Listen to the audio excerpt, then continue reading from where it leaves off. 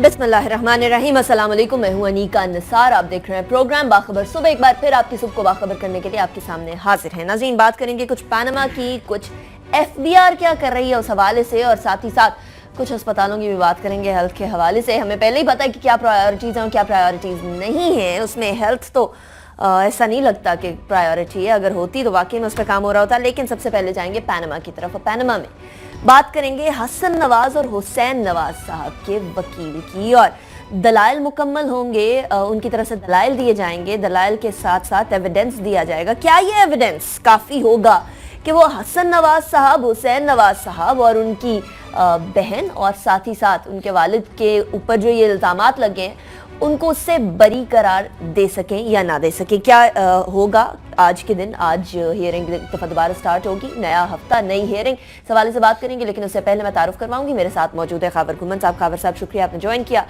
सुहेल इकबाल भट्टी साहब भी हमारे साथ मौजूद है। सुहेल साहब शुक्रिया आपने ज्वाइन किया। खावर साहब, starting from you, Panama obviously नया हफ्ता, नई समात एक दफ़ा फिर से स्टार्ट होगी। क्या होने जा रहा है आज के दिन? किस वकील ने किसकी तरफ से दलाइल देने? एक तो वो जो इसाक डार साहब के वकील हैं शाहिद हामिद, वो अपने दलाइल कंप्लीट करेंगे। वो नैब ने रिपोर्ट मांगी हुई है, उनका जो एफिडेविट उन्होंने जमा करवाया मनी लॉन्ड्रिंग के हवाले से कि क्या उसकी लीगल वैल्यू है या नहीं है, वो नैब अपना जवाब जमा करवाएगा। साथ साथ में कोर्ट ने मांगे थे सारी जायदाद की तकसीम की तफसील जो मियां मोहम्मद शरीफ की तरफ से अपने सारे बच्चों को ट्रांसफ़र हुई है वो। लेकिन आज केस की अहमियत इसलिए, आज के दिन की हेयरिंग सबसे ज़्यादा उसकी अहमियत इसलिए है कि ये जो सारे का सारा पनामा केस जिसकी वजह से शुरू हुआ और ये हमारी हुकूमती फैमिली के लिए जो मुसीबत का बायस बना, वो आज चीज़ें डिस्कस आएंगी। वो कौन सी चीज़ें हैं? वो चीज़ें हैं पाक लेन के ऊपर 4 फ्लैट्स, उनकी मलकियत। आज सलमान अकरम राजा हसन और हुसैन को जो रिप्रेजेंट करेंगे कोर्ट के अंदर, वो कोर्ट को बताएंगे कि वो कौन सा मनी ट्रेल है जिसके ज़रिए पैसे पहले यहाँ से मुल्क से दुबई गए, दुबई में फैक्ट्री बनी, दुबई से पैसे फिर सऊदी अरेबिया गए, सऊदी अरेबिया में कैश पे हुई तो सऊदी अरेबिया में वो जो फैक्ट्री बनी वहाँ से फिर वो पैसे बेच के 2005 में फैक्ट्री बिकी और वो पैसे बेच के फैक्ट्री पैसे लंदन ट्रांसफ़र हुए। ये सारे का सारा ट्रेल, मनी ट्रेल बताया जाएगा। 2 कतरी खत ऑलरेडी पेश हो चुके हैं। अगेन वो तो कोर्ट डिटरमिन करेगा वो जो कतरी खत जमा हुए हैं उनकी कानूनी हैसियत क्या है, क्या एज इट इज़ उनको वो कोर्ट उनको एक्सेप्ट करेगा उन खतूत को, या फिर जो हमाद बिन जासिम साहब हैं कतरी पेंस जिन्होंने खत जमा करवाए हैं वो उनको बुलाया जाएगा और हुकूमती वकील को कहा जाएगा प्लीज़ आप उनको बुलाएं और उनके साथ हम जब तक क्रॉस एग्जामिनेशन करेंगे वो तब तक हम इन खतूत को नहीं मानेंगे। अगेन सवाल यही है कि आज का केस, आज की जो हेयरिंग होगी आज पनामा केस के इशू के ऊपर, वो सबसे आज जो सारे मुल्क की नज़रें वहाँ पे, हमारी भी, हम भी यकीनी तौर पर वहाँ पे जाएंगे और देखना ये है कि अब जो हुकूमती वकील हैं सलमान अकरम राजा साहब वो क्या शवाहिद, क्या दलाइल पेश करते हैं। ठीक है, लेकिन वो बोला गया कई ट्रांजैक्शंस तो कैश पे हुई है जी, उसका मनी ट्रेल अब किधर से लेकर आएंगे? बैंक ट्रांजैक्शंस होंगी नहीं, मनी ट्रेल कहाँ से आएगा फिर? यही वो सवालात हैं जिसके जवाब कोर्ट भी यकीनी तौर पर वो उनसे पूछेंगे हुकूमती वकील से, और जो हम वहाँ पे हाज़रीन बैठे होते हैं कोर्ट के अंदर वो भी हम सुनने की हम कोशिश करेंगे, समझने की कोशिश करेंगे क्या वो क्योंकि वो पैसे कैसे गए। वो तो कह रहे हैं कि उस जमाने के अंदर पैसे, मनी ट्रांजैक्शन, जो पैसे का लेन देन था वो कैश में होता था, और वही ये एक तरीका, एक मरवजा असूल था उस जमाने में। और मियां शरीफ साहब ने भी जो कतरी अमीर के साथ इन्वेस्टमेंट की वो भी उन्होंने इसी तरीके से की कि पैसे उनको ट्रांसफर कर दिए, कैश इन हैंड, बक्सों में भर के दिया, जहाज पे ट्रांसफर किया, या कैसे भी किया उन्होंने ट्रांसफर कर दिया, वो उनकी इन्वेस्टमेंट वहां पे होगी। ठीक है, तो अब देखें आप कोर्ट को राजी कर पाते या नहीं कर पाते। लेकिन दूसरी अगेन वो जो है ना कि केस को अब वो क्या कहते हैं कि उसका वो जो शक्ल निखरना शुरू हो गई। आज मेरे हाल में हफ्ते 10 दिन के अंदर इसका कुछ ना कुछ को ठीक है। अच्छा, अगर कैश में भी जाता है और जिस तरह खाबर साहब फरमा रहे हैं कि बक्सों में भर के गया, अगर बक्सों में भर के जाता है तो फिर तो वो आयान अली मेरे माइंड में आती है कि वो $5 लाख लेकर जा रही थी, उनको रोक लिया गया। अगर वाकई में बक्सों में भर के लेकर जाया गया तो फिर तो यहाँ भी रुकावट कोई ना कोई तो खड़ी होनी चाहिए थी, और अगर नहीं हुई तो गफलत तो बाकी इदारों की भी हुई। निका कि आप समझ सकती हैं कि शरीफ फैमिली जिनका इतना एक्सपीरियंस है, कामयाब अपने आप को बिजनेसमैन कंसीडर करते हैं, वो पाकिस्तान से बक्सों में पैसे भर के क्यों नहीं? अयान का मामला ये था कि वो पाकिस्तान से पाकिस्तान की कवानीन के खिलाफ यहाँ पे पैसे को बैग भर के बैरून मुल्क जाने की कोशिश कर रही थी। ये जो मामला है शरीफ फैमिली का, یہ رقم جو بکسوں کی بات ہوئی ہے, جو کیش کی بات ہوئی ہے, یہ دبئی سے قطر منتقلی کی بات ہے. اور جو گزشتہ ہفتے دستاویزات قطری خط مزید وہاں پیش کیے گئے, مزید دستاویزات پیش کی گئی, اس کے اندر ایک وہ لیٹر بھی موجود ہے جو 12 ملین درہم رقم کا ایک بات ہوئی کہ کیش دی گئی تھی. اس کے اندر ایک خط لگایا گیا جو کہ وزیر اعظم نواز شریف کے کزن ہیں, غالباً طارق شفیع ان کا نام ہے.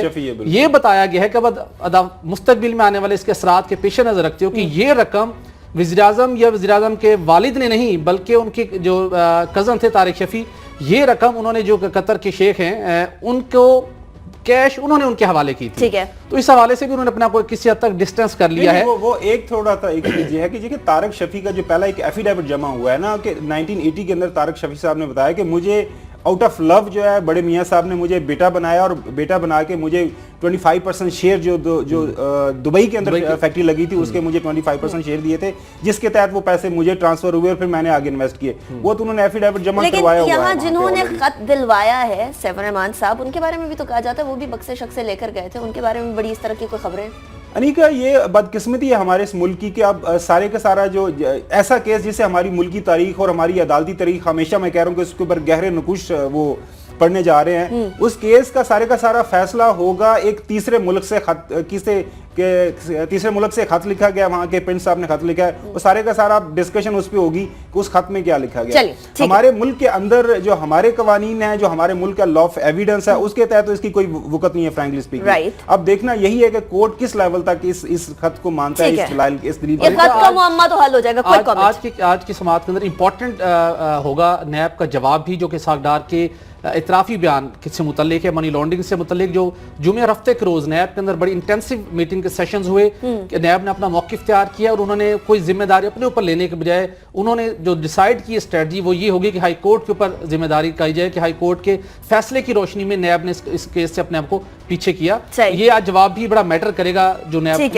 میری خبر یہ ہے کہ ڈار صاحب اس دن سے بہت سخت پریشان ہے. چلیے, پریشانی تو وہ تمام چیزیں نظر آ جائے گی کون کون پریشان ہوگا. ڈیفینیٹلی بات ہے جب عدلیہ کا فیصلہ آئے گا تو کوئی نہ کوئی سائیڈ کو ڈیفینیٹلی کچھ نہ کچھ چپکی اٹھانی پڑے گی, بٹ طریقہ کار تبدیل کرتے ہوئے نظر آ رہے ہیں. آپ کو یاد ہوگا پی ٹی آئی کے بارے میں ہم لوگوں نے کچھ ہی عرصے پہلے ڈسکس کیا تھا, اور اس ٹائم پہ میں نے کہا تھا کہ 2 طریقہ کار یعنی 2 pronged اسٹریٹجی پی ٹی آئی استعمال کرنے لگی. ایک تو کورٹ کے اندر یعنی عدلیہ کے سامنے, دوسرا عوام کے سامنے یعنی عوام کی عدالت میں. اب کچھ اسی طرح کی strategy P M L N بھی آزمانے لگی ہے, اور وہ تو عوامی رابطہ مہم شروع ہونے لگی ہے. عدلیہ کے اندر آلریڈی ہے, عوام سے حکومتی ایوانوں کے اندر جو اضطراب تھا پایا جا رہا تھا پچھلے چند دنوں میں, وہ تو پچھلے دنوں نظر آ گیا نیشنل اسمبلی کے اندر. انہوں نے پورے کا پورا اس کا اظہار کیا کہ ہماری طرف آپ آنکھ اٹھا کے دیکھیں تو ہم آپ کی آنکھ پھوڑ دیں گے. انہوں نے آنکھیں پھوڑی اس دن ویسے.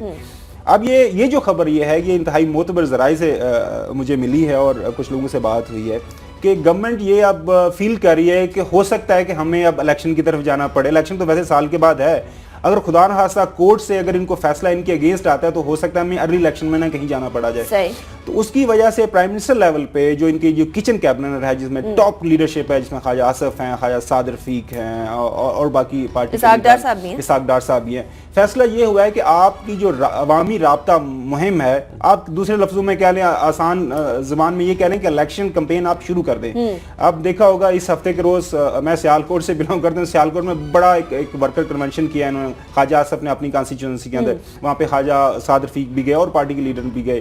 6 فروری کو پرائم منسٹر صاحب مانسیرا جا رہے ہیں, وہاں پہ بھی ان کی پارٹی کی کانسٹیچوئنسی ایک صاحب ہیں بابر صاحب, الیکشن جیتا تھا, بڑے مینڈیٹ سے انہوں نے الیکشن جیتا تھا پی ٹی آئی کے کینڈیڈیٹ کے اگینسٹ.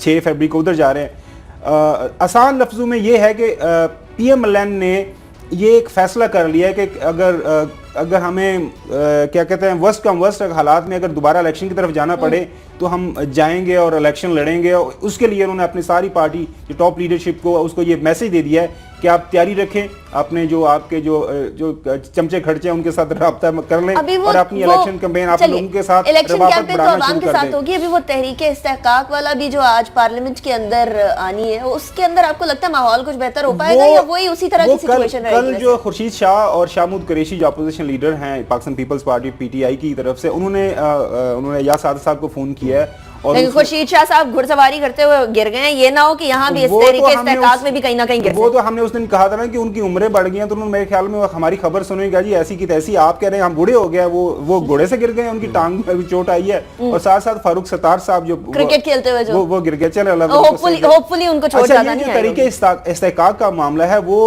یا صادق صاحب پوری کوشش کر رہے ہیں کہ کسی نہ کسی طرح جو ہے نا حکومتی اور جو اپوزیشن بینچز کے درمیان کوئی صلح صفائی کروائیں, تاکہ جو نیشنل اسمبلی کا سیشن ہے آج آرام سے چلے. آج 4 بجے انہوں نے میٹنگ بھی کال کر لی ہے سیشن میں جانے سے پہلے, تاکہ ان کو راضی کیا جائے اور آرام سے سیشن ہو. لیکن جس طرح کے جو ہے نا وہ ایک کہہ رہے ہیں کہ سیاست جس لیول پہ اب ابل رہی ہے نا ملک کے اندر, مجھے نہیں لگتا کہ اتنے آسانی کے ساتھ obviously اب الیکشن کے اندر سال 1.5 سال رہ گیا, اب ظاہر سی بات ہے ہر پارٹی نے ہر جماعت نے دکھانے کہ ہم زیادہ آگے ہیں, چاہے اپوزیشن ہو چاہے حکومت ہو. ایسے میں اپوزیشن بھی عوام کے پاس جا رہی ہے, حکومت بھی عوام کے پاس جا رہی ہے. پہلے ہی عوام نے جو سوالات اٹھائے تھے ان کے بارے میں کیوں نہیں یہ سوچ لیا گیا کہ ان کو جواب دے دیا جائے؟ ہر بار یہ کیوں ہوتا ہے کہ الیکشن کے بالکل 1 سال پہلے سب کو یاد آتا ہے ہاں عوام بھی ایک چیز تھی جس نے ہمیں لاسٹ ٹائم ووٹ دیا تھا. یعنی کہ دیکھیے اس کے 2 پہلو ہیں. پہلا پہلو تو یہ کہ تمام سیاسی جماعتوں کا جو محور ہے, جو ان کا آبجیکٹو ہوتا ہے, کمنگ الیکشنز ہوتے ہیں, اور جب وہ قریب آتے ہیں تو سب بڑھ چڑھ کے اس میں عوامی مسائل کو بنیاد بنا کر آگے بڑھتے ہیں. اب جو مسلم لیگ نون نے فیصلہ کیا عوامی رابطہ مہم شروع کرنے کا, وہ مجبور ہو چکے تھے کہ پنجاب کے اوپر 2 سیاسی جماعتوں نے, اپوزیشن کی بڑی جماعتوں نے دھاوا بولا ہوا ہے. پاکستان پیپلز پارٹی پنجاب میں لاہور میں آ کے بیٹھ کے جلسے کر رہے ہیں, ایکٹیویٹیز یہاں ریلیاں کر رہے ہیں. تحریک انصاف بھی پیپلز پارٹی کا دعویٰ تو وہ بیریا ٹاؤن تک کیا لاہور کے اندر, ان کا چلے پنجاب کے اندر انہوں نے ایک شو تو دکھا دیا نا, بلاول کوشش کر رہے ہیں. ساہیوال کے اندر خان صاحب نے گزشتہ روز ایک بڑا جلسہ کیا, تو یہی وجہ کہ کچھ اطلاعات آ رہی کہ وزیر اعظم نواز شریف نے 6 فروری کو ہری پور کے اندر جا کے جلسہ کرنے کا اعلان کیا. تو مسلم لیگ نون نے بھی فیصلہ کیا کہ پی ٹی آئی کا جو جہاں پہ گورنمنٹ کر رہے ہیں خیبر پختونخوا میں, وہاں پر جا کر عوامی رابطہ مہم کا سلسلہ شروع کیا جائے, اور اس کے بعد بلوچستان یا سندھ کا بھی رخ کیا جائے. تو یہ نون لیگ کے لیے ایک ناگزیر ہو چکا ہے, جب انہیں احساس ہو رہا ہے پاناما کیس کی سماعت کے ساتھ ساتھ, اور جو پی ٹی آئی اور پیپلز پارٹی جس طریقے سے الیکشن مہم چلا رہی ہیں, تو ان کے پاس اب یہ کوئی جواز نہیں رہ گیا مسلم لیگ نون کے بعد بھی وہ خاموشی سے سپریم کورٹ کے حد تک اپنے آپ کو ڈیفینڈ کریں, بلکہ عوام میں جا کر اپنے کچھ فردر اناؤنسمنٹ بھی کی جائے. وزیر اعظم کے پاس تو بڑا ایڈوانٹیج ہے نا, جہاں پہ جائیں گے وہ بڑی اسکیموں کا اعلان کریں گے, مختلف منصوبوں کے حوالے سے کوئی گراؤنڈ بریکنگ کریں گے, تو ایڈوانٹیج تو یقیناً ان کی بھی کوشش ہے کہ لی جائے. تو یہ سلسلہ چلے گا آنے والے دنوں میں ہوگا. ایک انٹرسٹنگ آپ کو فیکٹ بتاؤں کہ ایک سینئر حکومتی وزیر سے بات ہوئی, اس نے کہا جی دیکھیں یہ پی ٹی آئی نے تو اپنے پیسے لگانے ہیں, پاکستان پیپلز پارٹی نے بھی اپنی جیب سے خرچہ کر کے کمپین کرنی ہے, ہمارے پاس گورنمنٹ کے ہیلی کاپٹرز ہیں. ابھی دیکھیں اب سیالکوٹ میں اگر فنکشن ہوا ہے تو وہاں پہ سارے کے سارے حکومتی مشینری, حکومتی وزراء اپنی گاڑیوں پہ جاتے ہیں, ان کی پوری منسٹری جو ہے وہاں پہ جو کیا کہتے ہیں کہ فرنٹ پارٹی وہاں پہ پہنچی ہوتی ہے. چلیں اب کیا باقی سیاسی جماعتیں جو ہیں وہ اپنے صوبوں کے اندر یہ ایڈوانٹیج لے رہی ہیں یا نہیں لے رہی ہیں؟ ابھی بلوچستان نے بھی ہیلی کاپٹر لینا ہے, وہ کیسے استعمال کریں گے وہ بھی دیکھ لیں گے. لیکن ضرورت اس سائٹ پر ہے کہ ہیلتھ کے شعبے میں انویسٹمنٹ کی جائے, ہیلتھ کے شعبے میں انویسٹمنٹ کی جائے اور ہسپتالوں کو بہتر بنایا جائے. لیکن مسئلہ یہ ہے کہ یہاں ہسپتال کھنڈر بن جائیں گے, حالات بہتر نہیں ہوں گے. ہم نے پنجاب کے بارے میں آپ کو بتایا تھا, ایک وہ کارڈیو سینٹر اور دوسرا گائنیو روبس کا ایک ہسپتال جو راولپنڈی میں. اب آپ کو میرپور خاص لے چلتے ہیں. میرپور خاص یعنی سندھ میں بھی کوئی صورتحال مختلف نہیں ہے, اور سندھ کا آپ کو یاد ہوگا سول ہسپتال کے کیا حالات ہے, صفائی ناکارہ, hospital waste properly dispose of نہیں کیا جا رہا. میرپور خاص میں کہ سول ہسپتال میں کیا حال ہے؟ اس خبر کے مطابق انیکا یہ 4تھا بڑا ڈسٹرکٹ ہے سندھ کا, اور یہ وہاں پہ اب ایک مشین ہے جس کا کام یہ ہے گردوں کی تشخیص, گردوں کی بیماری کے اندر جو بھی تشخیص ہے, پتھری وتھری کے ایشوز. اب وہ کافی دن 3 سال سے خراب پڑی ہوئی ہے. یہ اس کی کوئی 3 کروڑ کے قریب مالیت ہے. تو جب یہ خبر میں نے پڑھی تو امیجیٹلی میرے ذہن میں آ گیا کیس جو آ کے سندھ ہائی کورٹ میں فریال تار پل صاحبہ کے اگینسٹ چل رہا ہے.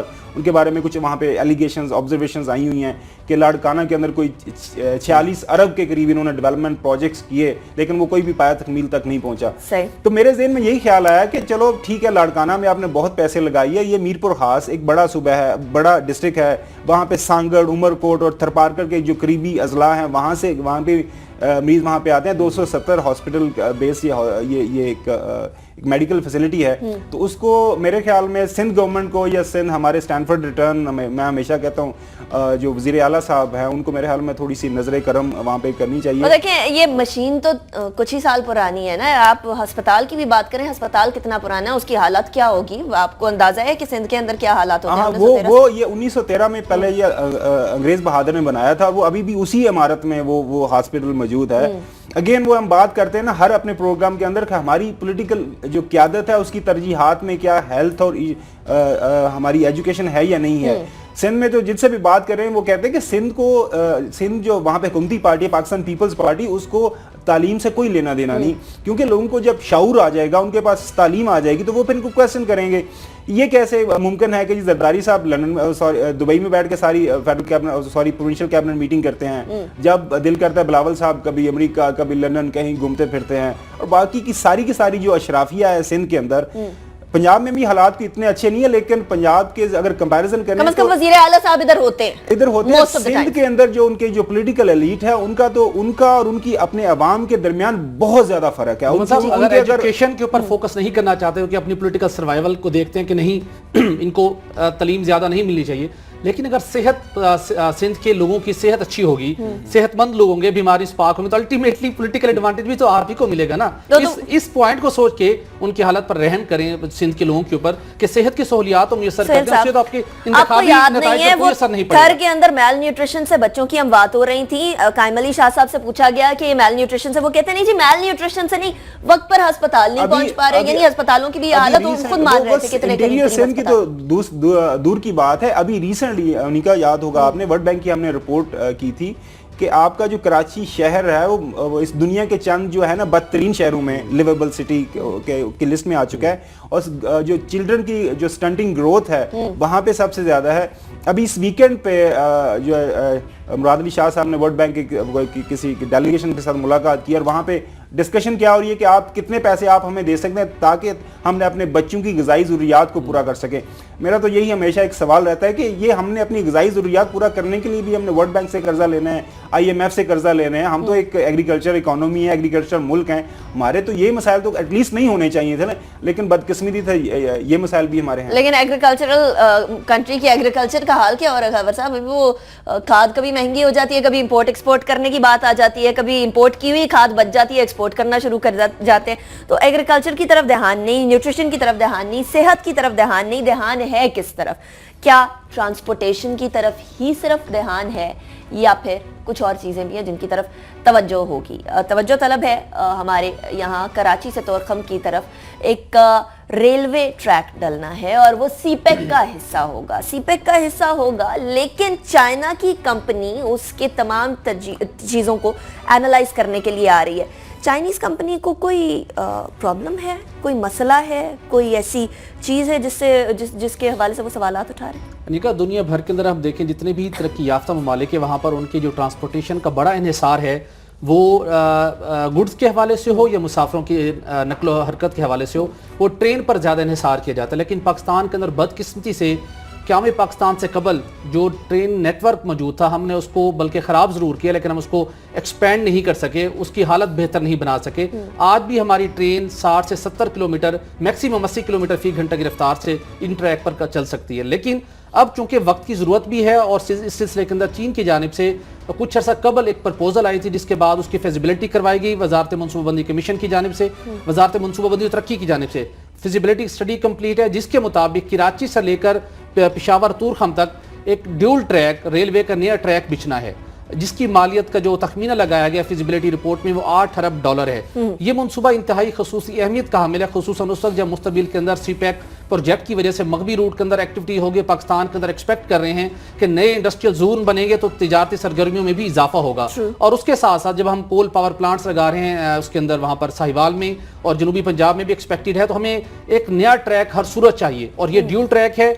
इसके ऊपर मीटिंग्स हुई, फिजिबिलिटी स्टडी कंप्लीट हो चुकी है। चाइना की जानिब से इनिशियली इसके ऊपर फाइनेंसिंग प्रोवाइड करने की भी रजामंदी का इजहार किया गया, लेकिन बाद में चीनी कंपनी ने नवंबर के महीने में उनके एक वफद ने यहाँ पर विजिट किया, और पाकिस्तान रेलवे का उन्होंने पूरा स्ट्रक्चर देखा कि पाकिस्तान के अंदर जो इसके रेलवे के इस्तेमाल करने वाले लोग हैं कितना रुझान है। तो जब उनके सामने वो सारी रिपोर्ट्स आए तो उनके लिए बड़ी अलार्मिंग सिचुएशन थी कि पाकिस्तान के अंदर बहुत कम तादाद के अंदर लोग रेलवे के ऊपर इन्हिसार करते हैं। ज्यादातर जो ट्रांसपोर्टेशन का सिस्टम बन चुका है बसों के जरिए लोग ट्रेवल करते हैं पिशावर से लेकर कराची। थैंक्स टू बलौर साहब ना, आपको याद है बलौर साहब ने कहा था ट्रेन नहीं तो ट्रकों पे बसों पे चले जाएंगे। और इस ट्रैक की सबसे बड़ी खुसूसियत ये है कि इसकी जो स्पीड जो उन्होंने जिस क्वालिटी का बनना है इसके ऊपर 160 किलोमीटर यानी जो मौजूदा हमारी रेलवे की स्पीड है ट्रेन की उससे डबल स्पीड के ऊपर रेलवे ट्रेन चल सकेगी और ड्यूल ट्रैक होगा। आपको याद है हमने बुलेट ट्रेन की बात की थी, बड़ी तेज तरीन ट्रेन की बात की थी, चाइना ने उसके ऊपर उसको हंसी मजाक में उड़ा दिया था और दुनिया कहाँ जा रही है, हम 160 पे खुश हो रहे हैं। प्रेजेंटेशन दी थी कि हम बुलेट ट्रेन का आइडिया सोच रहे हैं पाकिस्तान के अंदर, तो चाइनीज हंस पड़े थे। उन्होंने कहना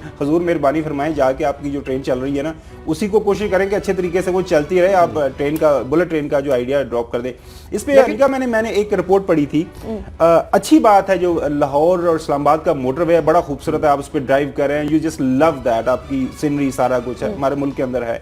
लेकिन एक रिपोर्ट के एक स्टडी के मुताबिक अगर हम कराची लाहौर और इस्लामाबाद के दरमियान जो ट्रेन ट्रैक है ये अगर 2 रोया हो जाता, 2 वे ट्रैफिक यहाँ पे चल पड़ती, तो ये हमें इस मोटरवे की जरूरत ही नहीं पड़नी थी। और वहां पे आपने अरबों रुपए लगा दिए। अच्छा मैं उसके खिलाफ नहीं हूँ मोटरवे के अगेंस्ट, लेकिन वो अगेंस्ट जो सुहेल बात कर रहे हैं, अगर आपके पास वर्दी ट्रेल वो आपके पास ट्रैक्स हैं जिसके ऊपर आप अपनी मर्जी से जिस मर्जी से आप जो है ट्रेन की स्पीड रखना चाहें रख सकें, तो आपको ये मसले रेलवे की बात कर रहे हैं खावर साहब, वहाँ ख्वाजा जो साद रफीक साहब हैं उनको पनामा से फुर्सत मिलेगी तो वो इस तरफ ध्यान देंगे ना। अब इसका क्या बनने वाला है? अब इसकी बड़ी जो सिचुएशन है बड़ी क्रिटिकल फेज में ये प्रोजेक्ट दाखिल हुआ है। सेक्रेटरी मिनिस्ट्री ऑफ प्लानिंग के मुताबिक यूसुफ खोखर साहब के मुताबिक कि चीनी वफद जो कि चीनी सरकारी कंपनी के उसके अंदर कुछ लोग होंगे वो रवां हफ्ते ही इस्लामाबाद आ रहे हैं, उनके साथ हतमी डायलॉग और इस मंसूबे के ऊपर उनको हमने कन्विंस करना है कि ये प्रोजेक्ट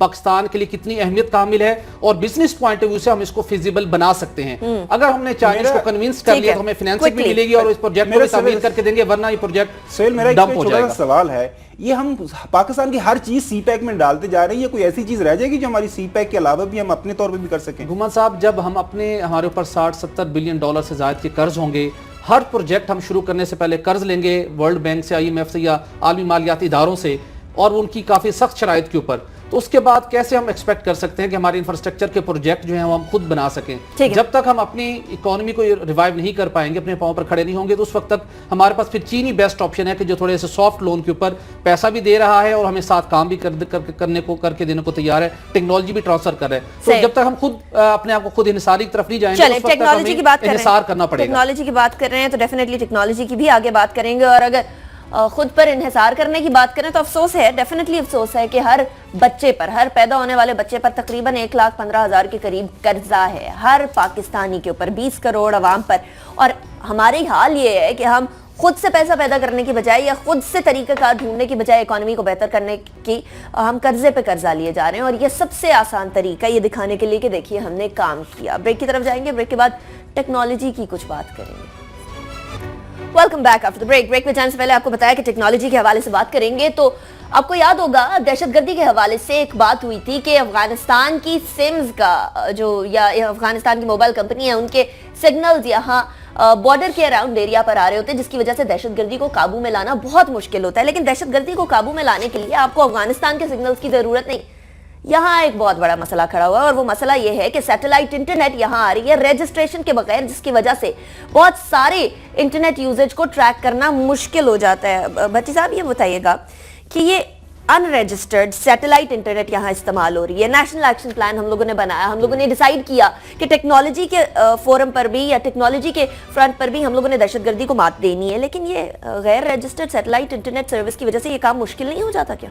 यकीनन न सिर्फ मुश्किल बल्कि मुल्क की सलामती के लिए भी समटाइम खतरात पैदा हो जाते हैं। और चूंकि पाकिस्तान के अंदर PTA पाकिस्तान टेलीकम्युनिकेशन अथॉरिटी की इजाज़त के बगैर, उससे रजिस्ट्रेशन करवाए बगैर, उससे NOC हासिल किए बगैर, उसके साथ साथ कोई भी इंटरनेट सर्विस प्रोवाइडर है, वो भले मोबाइल फ़ोन कंपनीज हो या कोई भी हो, उसको अपने टेक्निकल पैरामीटर्स PTA के साथ शेयर करना पड़ते हैं। घुमन साहब, चूंकि आजकल आपको पता है कि सबसे ज़्यादा दुनिया के अंदर जो कंसर्न है वो साइबर अटैक्स के जरिए भी अब एक बहुत बड़े थ्रेट्स बन चुके हैं। उस कंपनी को अपने टेक्निकल पैरामीटर्स PTA के साथ शेयर करने पड़ते हैं और वो टेक्निकल पैरामीटर्स इंटेलिजेंस एजेंसीज के साथ भी शेयर किए जाते हैं दुनिया भर के अंदर। लेकिन गुज़श्ता कुछ अरसे के दौरान पाकिस्तान में इंकशाफ हुआ है कि PTA की वार्निंग के बावजूद और क्लियर कट पॉलिसी के बावजूद कुछ कंपनियां जो कि सैटेलाइट इंटरनेट सर्विस पाकिस्तान में प्रोवाइड कर रही हैं, लेकिन वो PTA में रजिस्टर्ड नहीं है। पहले उनको वार्निंग जारी की गई कि आप अपने आप को रजिस्टर्ड करवाएं। 4 से ज़ायद कंपनियां हैं لیکن جب وہ کمپنی ٹچ سے مس نہ ہوئی, اب ان کو پھر ڈیٹیکٹ کیا گیا کہ وہ پاکستان کے اندر اپنا آپریشن شروع کیے ہوئے ہیں, مختلف صارفین کو اپنی سروس فراہم کرنی ہے, چونکہ سیٹلائٹ سروس ہے وہ بہت فاسٹ انٹرنیٹ کا ذریعہ ہے لیکن اس کے ساتھ ساتھ وہ مہنگا بھی بہت زیادہ ہے. صحیح. عام صارف سیٹلائٹ انٹر افورڈ نہیں کر سکتے, لیکن اس کے باوجود اگر کچھ کمپنی یا کچھ لوگ اس سروس کو افورڈ کرتے ہیں, حاصل کرتے ہیں, تو پھر یہ کنسرن پیدا ہوتا ہے کہ ایک آلریڈی جو پاکستان کے اندر 4G سروس تک پرووائڈ ہے اس کو آپ ڈراپ کر کے ایک ان رجسٹرڈ سروس کیوں حاصل کرنا چاہتے ہیں. انٹیلیجنس ایجنسیز نے اس کو انرتھ کیا, اس کے بعد پی ٹی اے کو انفارم کیا گیا کہ ان کمپنیز کے خلاف ایکشن لیں, ان کو وارن کریں, اور اس کے بعد جب کبھی ان کے جو یہاں پر اس کو ڈیل کر رہے ہیں ان کو پتہ چل گیا تو ان کے خلاف کاروائی کیجیے. سب سے بڑا اس وقت کنسرن یہ آ رہا ہے کہ اگر کسی سم ٹائم ملکی ایسے راز ہوتے ہیں, کچھ ایسے ادارے ہوتے ہیں جو انٹرنیٹ سروس استعمال کر رہے ہوتے ہیں, ڈیفرنٹ اپلیکیشن استعمال کر رہے ہوتے ہیں, ایسے انٹرنیٹ سروس پرووائڈرز کے انٹرنیٹ استعمال کرتے ہوئے, فار ایگزامپل ہم بات کرتے ہیں کابینہ ڈویژن ہے, وزارت داخلہ ہے, وہاں پر مختلف افسران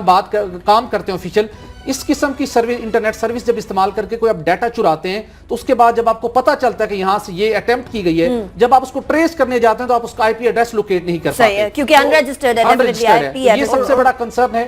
اچھا سہیل, یہ پی ٹی اے کو کیوں لیٹر لکھ رہے ہیں آپ؟ تو پتہ ہے پی ٹی اے تو ٹرانسفر ہو گیا, اب انوشیر رحمان صاحبہ کی جو منسٹری ہے اس کے اندر ان کو کر دیا گیا ہے, جب ریگولیٹری اتھارٹی کو ختم کر دیا گیا. ویسے پاکستان ٹیلی کمیونیکیشن اتھارٹی جس پہ وہ اسماعیل شاہ صاحب جس کو ہیڈ کر رہے ہیں, وہ پہلے بھی اس کا کوئی رول نہیں تھا, سارے کا سارا انڈر جو ہے تھم کنٹرول انوشیر رحمان صاحبہ, اور انوشیر رحمان صاحبہ کے ساتھ اسحاق ڈار صاحب. آپ کو پتہ ہے 3G 4G کی جو آپشن ہوئی تھی اس پہ آڈٹ کی سیریس قسم کی آبجیکشن آ چکی ہیں. یہ جو آپ بات کر رہے ہیں وہ ہمارے موجودہ حالات کے اندر بہت بڑا سیریس ایشو ہے. اگین سوال یہی ہے کہ کیا ہماری جو انفارمیشن ٹیکنالوجی منسٹری ہے وہ اس کو سیریس لے رہے یا نہیں لے رہے. وہ یہ ہے کہ سارے کا سارا فوکس یہ انوشیر رحمان صاحبہ بھی آج کل سپریم کورٹ کے اندر سارا دن وہاں پہ گزارتی ہیں, ایک آبزرویشن کی وہ پورے کے پورے وہ نوٹس لے رہی ہیں. وہ ٹھیک ہے, ان کا وہاں پہ کنسرن بنتا ہے, پرائم منسٹر صاحب کو انہوں نے ڈیفینڈ کرنا ہے. اگین یہ بہت سیریس ایشو ہے, یہ نہ ہو کل کلاں کو جب بعد میں پتہ چلے کہ جی آپ کی وہ اتنی زیادہ, آپ کا دشمن اتنا لنکا ڈا گیا اور ہم کچھ کر نہیں پائے. یہ آپ نے بڑا اچھا ایک ایشو ہائی لائٹ کیا. آپ کی بات بالکل ٹھیک ہے, انتظامی طور کے اوپر تو پی ٹی اے وزارت آئی ٹی کے اندر چلا گیا, لیکن قانونی طور کے اوپر پی ٹی اے کی ہی ذمہ داری ہے کہ ایسی کمپنیز کے خلاف اس نے کارروائی کرنی اور ایسی کمپنیوں کا راستہ روکنا ہے. کچھ عرصہ قبل ایک اٹیمپٹ ہوئی تھی بھارت سے, جس کو انٹیلیجنس ایجنسی نے, پاکستان کی انٹیلیجنس ایجنسی نے اس کو ٹریک کیا تھا, پی ٹی اے کو انفارم کیا تھا, تمام سرکاری اداروں کو بتایا گیا تھا. واٹس ایپ کے ذریعے ایک میسج بھیج کر بھارت کے اندر ایک کمپنی تھی, اس کا وہاں سے آئی پی ایڈریس یوٹیلائز کرتے ہوئے پاکستان کی سرکاری معلومات کو چرانے کی کوشش کی گئی تھی, لیکن انٹیلیجنس ایجنسیز نے پی ٹی اے کے تھرو اس کو ڈیٹیکٹ کیا. پی ٹی اے کو کہا کہ اس کو روکا جائے, اور سرکاری اداروں کو بھی آگاہ کیا گیا تھا. پی ٹی اے کی ہی ذمہ داری ہے, وزارت آئی ٹی کو انتظامی حد تک اس کے اندر رول ہے, لیکن ایکشن پی ٹی اے کرنا پڑے گا, ایکشن لینا پڑے گا. اور یہ اس لیے بھی ضروری ہے کیونکہ ملک کے اندر جہاں ہم دہشت گردی کے خلاف جنگ لڑ رہے ہیں, جہاں ہم لوگ اس بات کو تہیہ کیے بیٹھے ہیں کہ ہم لوگوں نے اپنے سرزمین سے دہشت گردی کی جڑ کو اکھاڑ کے پھینکنا ہے, وہاں اگر اس طرح کے لوپ ہولز ہوں گے تو ڈیفینیٹلی کسی نہ کسی کو یہ طریقہ کار ملے گا. یہ ہم ہائی لائٹ کر رہے ہیں, اس کے اوپر حکومت کی فوری طور پر نظر کی ضرورت ہے اور نظر کرم کریں تاکہ جو ہمارا نیشنل ایکشن پلان کے 20 نکات ہیں اس کے اندر سے جتنے زیادہ ہم لوگ اچیو کر پائیں اتنے کر سکے جلدی سے جلدی. لیکن اچیو ایک اور بات بھی کرنی ہے, اور وہ یہ ہے کہ ٹیکس کا ریونیو کلیکٹ کرنا ہے. اب ایف بی آر کے انٹیلیجنس ونگ کو یا ڈپارٹمنٹ کے بارے میں وفاقی ٹیکس محتسب کے یہاں سوالات اٹھنے لگے. کیا سوالات اٹھ رہے ہیں سہیل صاحب؟ سوالات یہ ہیں کہ ایف بی آر کا جو directorate general intelligence and investigation wing ہے, وہ گزشتہ 1 سال سے بہت ایکٹیولی کاروائیاں کر رہا ہے ٹیکس چوروں کے خلاف اور ٹیکس چھپانے والوں کے خلاف, ٹیکس کی جو درست معلومات نہیں ظاہر کی جاتی. تاجروں کو بہت بڑے کنسرن ہیں, چونکہ ایف بی آر کے اس ونگ نے, جس کو ہیڈ کرتے ہیں خواجہ تنویر احمد صاحب, انہوں نے بڑا ایکٹیولی اس کو آرڈر کیا کہ اس کو چیک کیا جائے, چونکہ ہر سال ہمیں اربوں روپے کا لاس ہوتا ہے. اس انٹیلیجنس ونگ نے جولائی سے دسمبر 2016 کے دوران 900 ایسے کیسز ڈیٹیکٹ کیے ہیں جن کے اندر 53 ارب روپے کی ٹیکس چوری اور ٹیکس چھپانے کے ان کو کچھ انفارمیشن ملی ہے. لیکن جب انہوں نے اس انٹیلیجنس ونگ نے پرو ایکٹیولی کام کیا ہے تو تاجروں کو بہت زیادہ شکایات موصول ہوئیں کہ جو ایک اس ونگ کا ایک دائرہ کار ہے, یہ اس سے بڑھ کر کاروائیاں کر رہا ہے, جس سے جو بزنس کمیونٹی ہے, جو بڑے بڑے بزنس مین ہیں, ان کا کام متاثر ہو رہا ہے. انہوں نے یہ کمپلینٹ فائل کی وفاقی ٹیکس محتسب کے پاس, جن کا عبدالرؤف چودھری صاحب کے پاس. عبدالرؤف چودھری صاحب نے یقین دہانی کروائی ہے کہ انٹیلیجنس ونگ جو کہ ایف بی آر کا ہے, اس کے نو ڈاؤٹ اس کے اختیارات ہونے چاہیے, اس کو کام کرنا چاہیے, لیکن اس کے لیے ایک سرٹن پیرامیٹرز ہیں, اس کے لیے ایک سرٹن کرائیٹیریا ہے جس کو وہ جب اس کو عبور کر کے آگے جاتے ہیں تو اس کی وجہ سے بزنس متاثر ہوتا ہے, بزنس کمیونٹی کے بہت زیادہ تحفظات ہیں. عبدالرؤف چودھری صاحب نے یقین دہانی کروائی ہے کہ وہ اس معاملے کو چیئرمین ایف بی آر سے اٹھوائیں گے, چیئرمین ایف بی آر کے سامنے اٹھائیں گے اور انٹیلیجنس ونگ کے جو اختیارات ہیں اس کو محدود کروائیں گے. ایک ایگزامپل دی گئی ہے کہ اب تک ایف بی آر کے جو اس ونگ نے کاروائیاں کی ہیں تقریباً 1500 سے 1900 کے درمیان کچھ ایسے کیسز ہیں جو کہ اس ونگ نے ڈیٹیکٹ کیے اور جا کر کاروائی کی, مختلف بزنس کمپنیوں کو, بزنس مینوں کو پینلٹی امپوز کی گئی. تو جب یہ کیسز ریفر ہوئے وفاقی ٹیکس محتسب کے خلاف تو 90% جو فیصلہ تھا ان مقدمات کا وہ ایف بی آر کے خلاف آیا, تو جس کی وجہ سے ایک تاثر سامنے آ رہا ہے کہ ایف بی آر کا یہ ونگ اپنی حدود سے آگے بڑھ کر کام کر رہا ہے. تو اس کو تھوڑا اس کے اختیارات کو کرٹیل کرنا چاہیے تاکہ جو انریسٹ ہے بزنس کمیونٹی کے اندر وہ نہ ہو. میں آپ کو یہ جو ایشو ہے نا, یہ جو سہیل بات کر رہے ہیں, اس کی جو ہے نا, ہم کسی بیماری کی تشخیص نہیں کرتے, اس کے اوپر جو ہے نا وہ ہم کوشش کرتے ہیں کہ ہر بیماری کا علاج جو ہے نا ایسپرین کھلا دیں اور ٹائملی اس کو جو ہے نا اس کا کو حل ڈھونڈنے کی کوشش کر رہے ہوتے ہیں. اس کا ایک واحد حل یہ ہے کہ پوری دنیا کی طرح آپ ایف بی آر کو کمپلیٹ اٹانومی دے دیں. اب جب نیب کو اٹانومی دے دی تو کون سا کارنامہ کر نیب دیا؟ کو کہاں پہ اٹانومی دے دی؟ اس کا کانسٹیٹیوشنلی تو اٹانومی ہے. کانسٹیٹیوشنل کیا اٹانومی بات کر رہے ہیں نیکا, آپ نے اس کا چیئرمین کون لگاتا ہے؟ وہ تو اپوزیشن اور پرائم منسٹر صاحب دونوں لگاتے ہیں. اور اپوزیشن اور حکومت کون ہوتی ہے؟ یہی تو ساری پرابلم شروع ہو جاتی ہے. یہاں پہ بھی جو چیئرمین ایف بی آر ہے میرا نئے اپوائنٹ ہونے والے ہیں, اس کو کون لگاتا ہے؟ اس کو پرائم منسٹر پاکستان لگاتے ہیں. جو پرائم منسٹر پاکستان لگائیں گے, پرائم منسٹر پاکستان کی جو مین کانسٹیچوئنسی ہے وہ بزنس مین طبقہ ہے. جب بزنس مین طبقے سے جب ان کو اس طرح کے تحفظات آئیں گے تو وہ پھر وہی اپنے جو انفلوئنس ہے وہ ایف بی آر پہ ٹرانسفر کریں گے. سوال یہی ہے کہ جب اداروں کو آپ انڈیپینڈنٹ نہیں کریں گے, ان کی جو پراپر اصلاحات نہیں کریں گے, ہمیشہ اب عمران خان کو اب 100 گالیاں نکالیں گے, وہ کیا بات کر رہا ہے؟ وہ یہی کر رہا ہے کہ جو آپ کا ایف بی آر ہے, آپ کا ایف آئی اے ہے, جو آپ کی نیب ہے, ان کو اس لیول کی اٹانومی دے دیں کہ وہاں پہ اگر کسی نے ایکشن کرنا ہے ٹھیک ہے, اگر کسی نے صحیح ٹیکس چوری کی ہے تو اس کو پکڑیں, سزا دے. یہ کیا بات ہوئی کہ جی وہ آپ نے جب ان کے وہاں سے تحفظات آ گئے, اب کراچی سے تحفظات آ گئے, اب اسلام آباد سے تحفظات آ گئے, فلاں چیمبر آف کامرس کے پریزیڈنٹ نے پرائم منسٹر کو یہ خط لکھ دیا. یہ ساری کی سارے نا یہ پاکستان کے اندر میرے خیال میں یہ جو تماشا ہے اس کا آپ کا اختتام ہو جانا چاہیے. لیک آف گڈ گورننس ہے نا, in other words good governance ہے. جتنی زیادہ پولیٹیسائزیشن اداروں کی آپ کریں گے اتنی طرح کی. اچھا, سارے اداروں کے اندر جب پاناما کا مسئلہ آیا تو آپ کو یاد ہوگا ایف بی آر ہی وہ ادارہ تھا جس نے خط لکھے تھے, باقی ادارے جو تھے انہوں نے اتنا آج سب سے بڑی خبر جو ہے نا وہ یہ ہے کہ ایف بی آر نے جتنے ملکوں کو خط لکھا ٹیکس ہیونز کو کہ آپ ہمیں جواب دیں, وہاں سے نہ آ گیا, انہوں نے کہا جی سوری ہمارے. چلیے ٹھیک ہے, اگلے ٹاپک کی طرف چلتے ہیں. گڈ گورننس کی بات کر رہے ہیں تو گڈ گورننس کے حوالے سے سوال اٹھتے ہیں سندھ کے اندر, اور سندھ کی بات کریں تو وزیر اعلیٰ مراد علی شاہ صاحب جب آئے تو ہم لوگوں کی ایکسپیکٹیشن یہ تھی کہ قائم علی شاہ صاحب سے کچھ مختلف طریقے سے کام کریں گے, کچھ تیزی آئے گی, کچھ تندی آئے گی ان کے لہجے کے اندر, اور تمام کے تمام جو ڈھیلے ادارے چل رہے تھے ان کو فوری طور پر آ کے تیز کریں گے. لیکن ایسا ہوا نہیں. لیکن اب گڈ گورننس کے لیے تمام جتنے ڈیولپمنٹ کے پروجیکٹس ہیں اس کے لیے انہوں نے ڈیڈ لائن دے دی ہے. ڈیڈ لائن پوری ہو پائے گی یا نہیں؟ آپ کے مطابق اسٹینفورڈ ریٹرن ہے ان کے پاس. میں تو یہ ایکسپیکٹ کر رہا تھا کہ جب باہر سے آتے ہیں, باہر ٹھیک ہے امریکہ کے اندر یا یو کے اندر یونیورسٹیز ہیں, آپ یونیک آئیڈیاز لے کے آتے ہیں کہ چیزوں کو امپروو کرنے کے, لیکن ان کے پاس کوئی آئیڈیا نہیں ہے. وہاں پہ بھی وہ ڈپٹی کمشنر سسٹم 1861 والا وہ بھی انہوں نے بحال کر دیا ہوا ہے.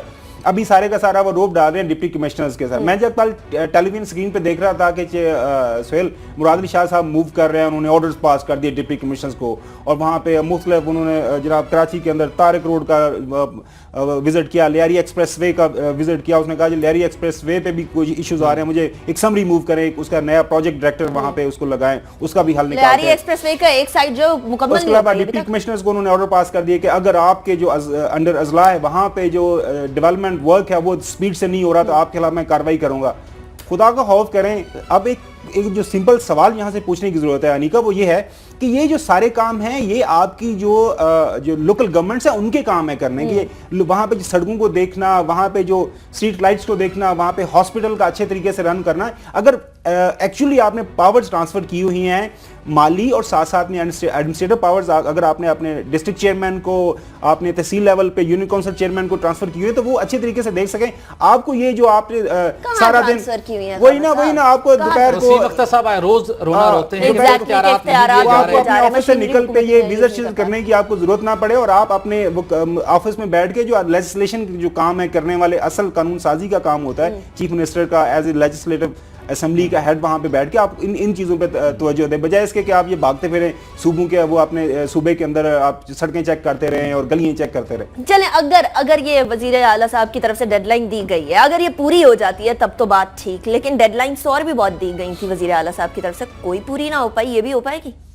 جہاں پر دیگر پوری نہیں ہو پائیں, جب یہ پوری نہیں ہو پائے گی تو کہا جائے گا ٹھیک ہے ہم اس کو پرسو کر رہے ہیں, تھوڑا ٹائم اور ایکسٹینڈ کر دیے, کارکردگی بہتر ہے. لیکن یہ دیکھیے جب اس قسم کے بڑے ٹھیکے دیے جاتے ہیں وہ اپنے بلو وائٹ لوگوں کو دیے جاتے ہیں, وہ پنجاب کی بات ہو یا وہاں کے سندھ کی بات ہو, پنجاب کی یہ خوبیت ہے کہ جس بڑا ٹھیکہ دیا جاتا ہے اس کے اوپر ٹائم کے اوپر اس کو مکمل کروا لیا جاتا ہے. سندھ کے اندر یہ ٹریک ریکارڈ رہا ہے کہ ایک تو آپ نے ٹھیکہ بھی بلو وائٹ کو دیا, اب مقررہ وقت پہ مکمل بھی نہیں ہو رہا. پورے سندھ کے اندر دیکھ لیں, لاڑکانہ کا دیکھ لیں, بڑے بڑے پروجیکٹ ہیں, رقم ان کی جاری ہو چکی ہے لیکن ابھی تک مکمل نہیں ہوئے. اب ان پہ ہاتھ کیوں نہیں آپ ڈالتے؟ چونکہ آپ کے اپنے لوگ ہیں, ان پہ ہاتھ نہیں ڈال سکتے. لیکن اگر وزیر اعلیٰ سندھ صاحب اگر اب کراچی کی اور سندھ کے عوام پہ حالت میں رحم, کچھ حالت ان کی ذات میں کچھ رحم ہے تو یہ کریں کہ لوکل گورنمنٹ کو ان کے اختیارات دے دیں, وہ اپنا کام کریں, آپ بیٹھ کے مانیٹرنگ کریں, ان سے جواب لیں کہ کیا کام ہوا ہے کیا کام نہیں ہوا, تاکہ مقررہ وقت کے اوپر لوگوں کے کام جینون طریقے سے حل ہو. جواب لینے کی بات ہے, میں ذرا اگلے ٹاپک پہ جانا چاہیے, کوئک کامنٹ دے دیں, ٹائم بہت. خوشخبری سنانا چاہتا ہوں. کل ہم ہی بار بار جو ہے نا پنجاب کے اندر گورنمنٹ ہاسپٹل کی بات کرتے ہیں, کل جو ہے چیف منسٹر پنجاب صاحب خادم اعلیٰ صاحب رائیونڈ ہاسپٹل میں وہاں پہ گئے, شام کو انہوں نے اچانک دورہ کیا اور اچانک دورے کے دوران ان کو پتا چلا کہ وہاں پہ جو سرجن کنسلٹنٹ ہیں وہ وہاں پہ اویلیبل نہیں ہے, تو لوگوں سے انہوں نے وعدہ کیا کہ وہ آپ بیٹھا کریں گے شام کو. اور انہوں نے یہ بھی کہا ہے کہ جب میں پورے پنجاب کے اندر جو ہمارے گورنمنٹ کے ہاسپٹل ہیں ان کا روٹین کے ساتھ میں وزٹ کیا کروں گا, اور میں یہ انشور کروں گا صوبے کے اندر جو صحت کی سہولت ایٹ لیسٹ شہباز شریف صاحب کی یہ بات ہے کہ وہ کہیں نہ کہیں چھاپا مار کے کچھ نہ کچھ کام نکلوا لیتے ہیں, لیکن یہ وہ وعدہ کرتے ہیں تو کم از کم کچھ نہ کچھ تو پورا کر دیتے ہیں. یہاں وعدہ ہوتا ہے جہاں کی اب میں بات کرنے لگی وہ پورا نہیں ہوتا, بلکہ وعدہ ہی نہیں کیا جاتا. کہا جاتا ہے کہ دعا کریں, ہم سے امید نہ رکھیں. ایسی باتیں کہاں سے ہوتی ہیں؟ وہ ہوتی ہیں پاکستان کے کرکٹ بورڈ سے. اور کرکٹ کی بات کر لیں تو پھر کرکٹ کی کارکردگی, پاکستانی کرکٹ ٹیم کی کارکردگی آسٹریلیا کے اندر کیسی رہی؟ انتہائی شرمناک. ہم بڑے خوش تھے کہ جی 12 سال بعد آسٹریلیا سے ہوم گراؤنڈ پر جیت کر آئے ہیں, لیکن وہ کچھ ہی دیر کی خوشی تھی, دیر پا خوشی نہیں رہنے دیتے. مسئلہ یہ ہے وہ ہمیں فوراً جگا دیتے ہیں کہ جاگ جائیں, ہماری کرکٹ ٹیم ایسی ہے. انیگا کل ایک میں نے خبر پڑھی یہاں سے خیبر پختونخوا سے آئی کہ ایک میچ کے دوران لڑائی جھگڑا ہوا اور وہاں پہ 4 لوگوں کو موت کے گھاٹ اتار دیا گیا. اس میچ میں 2 بھائی جن کی ڈیتھ ہوئی وہ 2 بھائی شامل ہیں. بتانے کا جو وہ وجہ یہ ہے کہ ہمارے ملک کے اندر لوگ کس پیشن کے ساتھ کرکٹ کھیلتے ہیں, اب آپ کس طرح انوالو ہیں کرکٹ کی گیم کے اندر. بڑی غلط, ایک بڑا افسوسناک واقعہ ہے. لیکن میں یہ ویسے یہ پیشن تو نہیں, یہ پاگل پن ہو گیا. پاگل پن کہہ لیں کہ پاگل پن کی حد تک ہم لوگ اٹیچ ہیں اس گیم آف کرکٹ کے ساتھ. آپ دیکھیں 90s کے دوران, تب تو آپ لوگ بہت چھوٹے ہوں گے, میں تھوڑا سا آپ یقین بڑا ہوں, وہاں پہ بھی تب بھی ہم نے جو نا ہماری ٹیم کے اندر گروپ بندی کی باتیں ہوتی تھی. اب ایک مشہور زمانہ واقعہ ہوا تھا کہ میاں داد صاحب کو کیپٹن بنا دیا گیا, تو ان کے اگینسٹ جو وسیم اکرم صاحب تھے ان کے جو اپنے ساتھ وہ جو کھلاڑی تھے ملا کے انہوں نے بغاوت کر دی. وہ پھر کافی وہ لہدیں ہوتی رہی اور ٹیم آپ کا شرازہ سارے, اور اس کے بعد سے سیاست نہیں ختم ہوئی پاکستان کرکٹ میں. اب جو دوبارہ خبریں آ رہی ہیں کہ وہاں پہ ابھی اس جو ٹور ابھی ختم ہوا ہے آسٹریلیا کے اندر, وہاں پہ بھی ٹیم کے اندر کافی گروپ بندی ہوئی ہے. ہم یقینی طور پر کسی کا نام نہیں لیں گے, وہ جو یہ پاکستان کرکٹ بورڈ کا کام ہے کہ وہ انویسٹیگیٹ کریں کہ واقعی گروپ بندی تھی, کیونکہ جو اخباروں کے اندر خبریں چھپ رہی ہیں اور ویسے بھی کچھ لوگ ان آفیشیل بھی خبریں لیک کر رہے ہیں, وہ یہ ہے کہ وہاں پہ جو ڈریسنگ روم کے اندر کافی لیدے ہوئی ہے, کھلاڑیوں آپس میں لڑے ہیں, ایک دوسرے پہ تنقید ہوئی ہے, آپ میرا کیچ ڈراپ کرتے ہو, وہ دوسرے پہ تنقید کرتا ہے تم یہ کس طرح کی وہاں پہ بیٹنگ کر رہے ہو, تو فیلڈنگ کیسے کر رہے ہو, تو کافی وہ ہمیں گراؤنڈ میں بھی نظر آیا. تو پھر اگر ڈریسنگ روم میں یہ حال ہے تو جا کر فیلڈ کے اندر بھی کوئی یونٹی تو نہیں سامنے آئی. وہ تو ہمیں نظر آیا نا کہ ایک میچ کے دوران اگر آپ 7 کیچ, لالی پاپ کیچ, سیٹر ڈراپ کر دیں گے تو آسٹریلیا جیسی ٹیم ہو جتنی مرضی کمزور ہو وہ تو میچ آرام سے جیت جائیں گے. اس پہ اب کہنا یہی ہے کہ نجم سیٹھی صاحب ٹھیک ہے, ان کے جو بھی ان کے اوپر لوگوں کے اعتراضات ہیں کہ ان کو یہ پوزیشن نہیں لینی چاہیے ایز اے میڈیا پرسن, وہ لی ہوئی ہے, ہم وہ بھی ایکسیپٹ کرتے ہیں. اور ہمارے جو شہریار خان صاحب بڑے لیجنڈری بیوروکریٹ ہیں پرانے, اب تو انہیں ذکر بھی گیا تو ماشاءاللہ وہ اب 82 بہاریں اپنی زندگی کی دے چکے ہیں, اب اس سے زیادہ ایکسپیرینس ان کے پاس کیا ہوگا. تو ان کو بیٹھ کے ایک واحد یہ گیم ہے ہمارے ملک کے اندر جو اس ملک کو اکٹھا کرتی ہے, لوگوں میں تھوڑی بہت خوشی کا باعث بنتی ہے. تو خدا رہا اس کو اچھے طریقے سے, یہ جو بھی مسئلے مسائل ہیں, اگر کوئی بندہ رسپانسبل ہے ٹیم کے اندر گروپ بندی بنانے کا تو اس کو جو ہے نا قرار واقعہ سزا دیں اور یہ ایک مثال سیٹ کر دیں کہ آئندہ کوئی بندہ اس طرح کی گروپ بندی. پی سی بی کا مسئلہ یہ ہے, وہ تو یہ کہا جاتا ہے نا کہ مینجمنٹ کی طرف سے بھی سیاست کو انکریج کیا جاتا ہے, یعنی ایک دھڑے کو زیادہ پریفر کیا جاتا ہے, دوسرے دھڑے کو کم کیا جاتا ہے. تو جب مینجمنٹ کی طرف سے سیاست کو فروغ دیا جائے گا, کیسے ایک ٹیم آگے کس طرح سے اچھا پرفارم کر پائے گی؟ ترجیح نہیں ہوگی. ایگزیکٹلی گھومن صاحب نے جو گروپنگ جس کی بات کی ہے پاکستانی کرکٹ ٹیم کے اندر, جس کا ہم نے دیکھا اس کی کارکردگی کتنی بری رہی. جب تک پاکستان کرکٹ بورڈ کے لیول کے اوپر کسی ایک گروپ کی سپورٹ نہ ہو, اس وقت تک ٹیم کے اندر گروپنگ ہو ہی نہیں سکتی, نمبر ایک. اور اگر گروپنگ کا خاتمہ کرنا ہے تو سب سے پہلے اس ول کا اظہار کرنا پڑے گا پاکستان کرکٹ بورڈ کو, اور اس کے بعد پاکستان کے ٹیلنٹ کے اندر کمی کوئی دوسرا کویسچن نہیں ہے, بے پناہ ٹیلنٹ موجود ہے. دنیا کے جن ٹیموں کی کارکردگی جو کنسسٹنٹلی وہ بہت اچھا پرفارم کرتے ہیں, وہاں پہ دیکھ لیں تو سب سے بڑا ایک ڈیفرنس ملے گا کہ گروپنگ نہیں ہے. آسٹریلیا سے ہم ہار کے ہیں نا, آسٹریلیا کو ہی رول ماڈل بنانے کی ضرورت ہے, وہاں پہ گروپنگ نہیں ہے. لاٹ آف ٹائم بہت اچھے پلیئرز آئے ہیں, بہت اچھا پرفارم کر رہے تھے, لیکن جب ٹیم نے مینجمنٹ نے ڈیسائیڈ کیا کہ اب نئے ٹیلنٹ کو موقع دینا ہے, تو چونکہ گروپنگ نہیں تھی, سب لوگ اپنی پرفارمنس کے بیس کے اوپر کھیل رہے تھے, وہ اچھے پرفارم کر رہے تھے, اس ٹائم کے اوپر ان کو ٹیم سے جانا پڑا اور نئے لوگوں نے آ کر ریپلیس کیا. گروپنگ کا خاتمہ کرکٹ بورڈ کو ہی کرنا پڑے گا. 2 سال پہلے یو کے انگلینڈ کے کیپٹن کیون پیٹرسن دنیا کا سب سے بیسٹ بیٹسمین وہ کھیل رہا تھا, لیکن اس نے اپنی ٹیم کے 1-2 بیٹسمین کے بارے میں ایسے ہی شغل میں بیان دے دیا تھا, ان کے کرکٹ بورڈ نے اس پہ ایکشن لیا تھا, he was remove, not only remove from the captaincy, اس کو ٹیم سے نکال دیا گیا تھا. تو یہ تو بات ہے, ہمارے وہ لمبے لمبے انٹرویوز دے رہے ہوتے ہیں ہمارے کھلاڑی, اپنی وہ عجیب وہ غریب قسم کے بیانات دے رہے ہوتے ہیں. پاکستان کرکٹ بورڈ تھوڑا بہت جرمانہ کرتا ہے, جو آپ بات کر رہے ہیں نا کہ کرکٹ بورڈ کی طرف سے وہاں پہ وہ بیکنگ ہوتی ہے. خبریں تو یہ بھی آ رہی ہوتی ہے کہ کچھ جو پلیئر ہیں, جو ہمارے جو پرانے پلیئر ہیں, ان کے ساتھ وہ پورا کٹ ہوتا ہے کہ جی میچ اتنا پیسہ کمائیں گے, اتنا فلانے کو جائے گا, اتنی فلانی ایسوسیشن کو جائے گا. اور ہم ماضی میں اسٹیبلش بھی ہوئی, اسٹیبلش کی بات کرتے ہیں تو اب یہ تو اسٹیبلش ہو گیا ہے کہ ڈونلڈ ٹرمپ صاحب صدر ہیں امریکہ کے, لیکن یہ بھی اسٹیبلش ہو گیا کہ ڈونلڈ ٹرمپ صاحب نے جو وعدے کیے تھے وہ پورے کرنے کے لیے پورا کام کریں گے. ایک سائیکالوجسٹ نے, جان ہاپکنس کے سائیکالوجسٹ نے کہا ہے کہ ان کو ملیگننٹ نارسسزم ہے, یعنی ایک ایسی بیماری کہ وہ اپنی ایم کو اچیو کرنے کے لیے کسی بھی حد تک جا سکتے ہیں. اور ہم لوگوں نے دیکھا ریفیوجیز کا بین, ٹریولرز کا بین, یہ تمام چیزیں دیکھی, لیکن اب ایک فیڈرل جج نے اس کے پارٹ کو سسپینڈ کر دیا ہے, جس کی وجہ سے ایئرپورٹ پر پھنسے ہوئے لوگ اور ریفیوجیز کو واپس بھیجنے والی چیز تو ختم ہوئی. خاور صاحب, یہ ٹرمپ جو کر رہے ہیں, ڈونلڈ ٹرمپ, اس کی وجہ سے امریکہ کا نام, امریکہ کے ریلیشن شپ خراب ہوں گے. آپ کو یاد ہوگا بھی ٹریسا مے گئی ہیں, اسی پریس کانفرنس کے اندر بھی ایک صحافی کو دیکھیں, آپ اس پہ ٹرمپ کو اس کا ذمہ دار نہیں ٹھہرا سکتے. اس کی وجہ یہ ہے کہ دیکھیں, اس نے اپنی کیمپین کے دوران یہ ساری چیزیں کہی تھیں.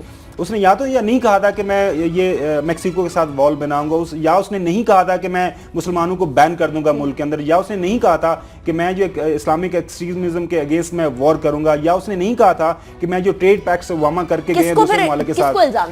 الزام دیکھیں, الزام کیا تھا, امریکی عوام نے ان کو الگ کیا ہے. وہ تو پاپولر ووٹ تو نہیں ان کو ملا, پاپولر ووٹ تو اس کے الیکٹورل کالج اس کو الزام دیکھیں, یقینی طور پر وہاں پہ ان کا جو پولیٹیکل سسٹم ہے اس سے وہ اوپر آئے ہیں, وہاں سے وہ الیکشن جیت کے آئے ہیں. جب الیکشن جیت کے آئے ہیں تو ان کے پاس ان کا جو کانسٹیٹیوشن ان کو سرٹن پاورز دیتا ہے, اور وہ پاورز اپنی استعمال کر رہے ہیں. چونکہ انہوں نے اپنی کیمپین کے دوران ان ساری باتوں کا ذکر کیا ہوا ہے, لہٰذا اس پہ عمل کر رہے ہیں. تو آپ سائیکولوجیکل وہ کہہ رہے ہیں کہ وہ نارسسزم ہے, جو وٹ ایور وہ ہو سکتا ہے, نارسسزم سے بھی آگے ملیگننٹ نارسسزم. لیکن وہ جب انہوں نے, میں وہی تو کہہ رہا ہوں کہ اپنی کیمپین کے دوران انہوں نے یہ ساری باتیں کی ہوئی ہیں. اگین وہ یہی ہے کہ آپ دیکھیں, امریکن پولیٹیکل اسٹیبلشمنٹ کو ایک بہت بڑے جھٹکے کی ضرورت ہے. 18 سینچری سے ان کا جو لیٹ 18 سینچری سے سارا سسٹم چلا آ رہا تھا. اب کچھ وہاں پہ ایک باتیں آ رہی تھیں, یہ پولیٹیکل سائنٹسٹ وہاں پہ تھیسز آ رہے ہیں, بیچ رہے ہیں, وہ لوگوں کو پڑھا رہے ہیں کہ پولیٹیکل اسٹیبلشمنٹ جو امریکہ کے اندر جو سارا سسٹم ہے اس کو ایک تھوڑا سا جھٹکے کی ضرورت ہے, کیونکہ وہ ذرا اسٹیگننٹ ہوتا جا رہا ہے. جھٹکا ٹرمپ صاحب ہی تو نہیں ہے. ایگزیکٹلی وہی ٹرمپ صاحب جھٹکا دینے کے لیے کوئی ایسا ویسا جھٹکا دے رہے ہیں. آپ دیکھیں نا, پوری نہ صرف امریکہ کے اندر مظاہرے ہو رہے ہیں, پوری دنیا کے اندر مظاہرے ہو رہے ہیں, لوگ ٹرمپ کے اگینسٹ نکلے ہوئے ہیں. آپ میرے خیال میں ٹرمپ کو اور زیادہ پاگل پن کے ساتھ جو ہے نا وہ فیصلے کرنے یہی چاہ کے وہ جھٹکا جو میرے خیال میں آہستہ آہستہ لگنا ہے وہ اسے ایک ہی دفعہ لگ جائے. اور جو آپ جو خبریں آ رہی ہیں کہ ودن ایئر اور سو 2 سال کے اندر ان کی امپیچمنٹ ہو جائے گی, میرے خیال میں وہ امپیچمنٹ. اچھا, اور امریکہ میں رہنے والے لوگ بھی یہی ایکسپیکٹ کر رہے ہیں. لیکن سہیل صاحب, امریکہ کی خوبصورتی ہے, مطلب سب سے زیادہ اچھی بات امریکہ کی ہے کہ ہر واک آف لائف سے لوگ آتے ہیں, ہر ملک سے لوگ آتے ہیں, اور وہاں جا کے ضم ہو جاتے ہیں, ایک جان نیشن بن جاتے ہیں. اب ٹرمپ صاحب کے آنے کے بعد یہ چیزیں خطرے میں پڑ گئی ہیں. ان کے نیبرز یہ ایکسپیکٹ کر رہے ہیں, کینیڈا ہو یا میکسیکو. بالکل آپ ٹھیک کہہ رہے ہیں, سب سے بڑا جو عدم استحکام اب امریکہ کے اندر پیدا ہوا ہے, اور وہ کیوں ہے, ٹرمپ صاحب کہ آپ دیکھیے آپ کے اپنے جذبات اپنی جگہ کے اوپر، جب آپ ایک ملک کے سربراہ بنتے ہیں تو آپ نے اپنے جو آپ کے جتنے ماتحت ادارے ہوتے ہیں ان کی مشاورت کے ساتھ ایک وزڈم کے ساتھ آپ نے دنیا میں چلنا ہوتا ہے. اور ایک دوسری جانب ان کا دوہرا معیار دیکھ لیجیے ٹرمپ صاحب کا. ایک جانب آپ نے عراق کے شہریوں پر پابندی لگائی 2 روز قبل، اور اس سے اگلے دن جب انہوں نے انٹرویو دیا عالمی نشریاتی ادارے کو، اس کے اندر وہ کہتے ہیں جو انہوں نے ڈیسیژن لیا ہوا ہے کہ عراق کے شہریوں کو امریکہ میں داخلے کے اوپر آپ نے پابندی عائد کر دی ہے. دوسری طرف کہتے ہیں کہ عراق کا جو تیل ہے، دنیا کا دوسرا بڑا ذخیرہ جو ہے تیل کا، وہ سعودی عرب کے بعد وہ عراق کے اندر ہے. ٹرمپ صاحب نے یہ ڈیسائیڈ کیا ہوا ہے کہ وہ ویری سون جو عراق کا تیل ہے اس کو اپنے قبضے میں لینے جا رہے ہیں، اس لیے کہ عراق جنگ کے اوپر امریکہ کے $1 بلین خرچ ہوئے ہیں. اگر آپ کے $1 بلین خرچ ہوئے ہیں جس بنیاد کے اوپر خرچ ہوئے تھے کہ عراق کے پاس جوہری ہتھیار موجود ہیں، وہ رپورٹس اداروں نے کہا کہ رپورٹس غلط ہیں. پہلے تو ٹرمپ آپ اتنا ایکٹیو ہیں، اتنے آپ چیزوں کو پرویکٹیولی آپ ایڈریس کر رہے ہیں، ان لوگوں کو پکڑ کے آپ لٹکائیں پہلے کہ جنہوں نے یہ ویپن کا میچ ڈسٹرکشن والی بات اربوں ڈالر آپ کے ضائع کروائے اور اب آپ ان کے تیل پہ نظر رکھے بیٹھے. ٹرمپ نے ایک وہ ڈیبیٹ کے دوران پریزیڈنشل ڈیبیٹ کے دوران کہا تھا کہ میں ہلری تمہیں میں جیل میں ڈال دوں گا. اب دیکھنا ہے وہ کب اس کو جیل میں ڈال رہی یہ سارے. ابھی انوگرل سیریمنی کے بعد جو ڈنر ہوا تھا اس میں تو تعریفیں کی تھی، لیکن ڈونلڈ ٹرمپ یہ جو کر رہے ہیں یہ دنیا کے اندر ریلیشن شپس کے لیے بڑا خراب ہوگا. وہ ٹریسا میں UK کے ساتھ بڑے اچھے تعلقات ہیں، وہاں بھی ایک تند و تیز سوال کے بدلے میں ایک جرنلسٹ کو کہتے ہیں یہ ہمارے ریلیشن شپس کے لیے بڑا نقصان دہ ثابت ہوگا. اور اس طرح کا ایٹیٹیوڈ ہے ایک سپر پاور کے پریزیڈنٹ کا. لیکن آنے والے وقتوں میں کتنی دیر تک کبھی ہم اس کا خمیازہ بھگت رہے ہیں. وہاں کے مسلمان، وہاں ایک مسجد کو جلا دیا گیا. اسی طریقے سے ہیٹ بڑھ رہی ہے، اور ہیٹ بڑھے گی تو امریکہ گریٹ کیسے ہوگا. ہمارے آج کے شو سے اتنا. ہمیں فیڈ بیک ضرور دیجیے گا. باخبر صبح کے نام سے فیس بک، ٹویٹر دونوں پر موجود ہے. اپنا بہت خیال رکھیے. پاکستان اور پاکستانیوں کے لیے دعا گو رہیے گا. اللہ حافظ. ناصر.